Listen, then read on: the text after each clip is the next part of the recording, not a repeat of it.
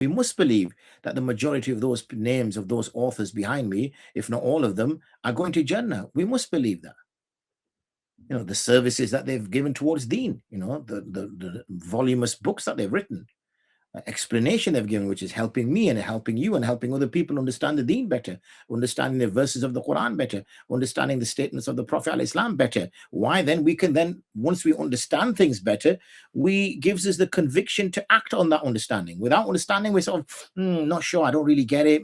Okay, maybe not.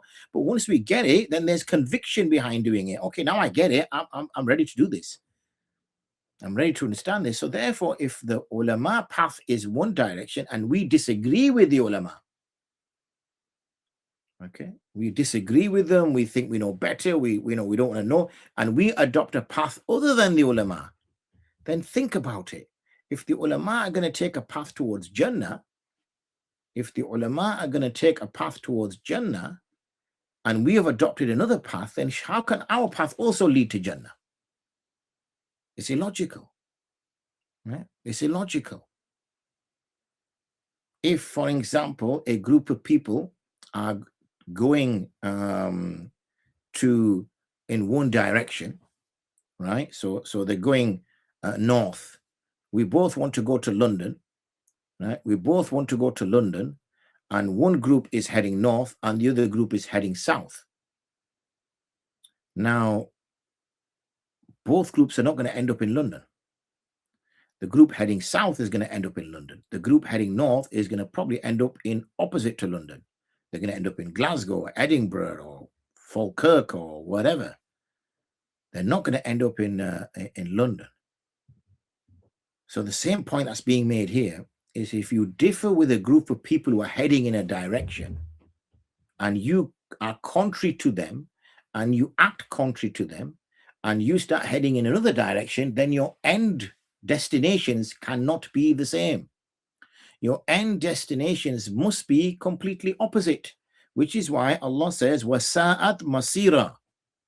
That is an evil destination. That is a sad destination that they will end in. إِنَّ اللَّهَ لَا يَغْفِرُ أَن يُشْرَكَ بِهِ وَيَغْفِرُ مَا دُونَ ذَلِكَ لِمَن يَشَاءُ.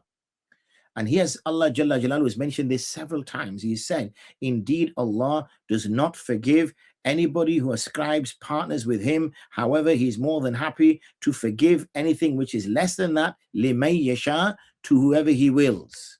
So it doesn't mean that he will forgive anybody who does less than that. He will choose to forgive, and he will choose not to forgive, because nobody can compel Allah. Nobody can compel Allah. He is Allah. He will decide, he will choose.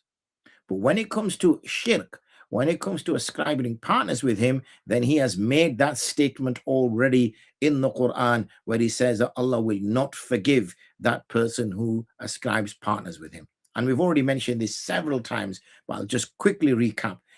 We're not talking here about people, bowing down to statues or bowing down to idols or things of that nature. That is still in some existence, but less so. This is about any person who adopts a view towards something and he makes that something his God. And I'm not going to repeat it again, because of those of you who've been following and attending each lecture will be aware of that.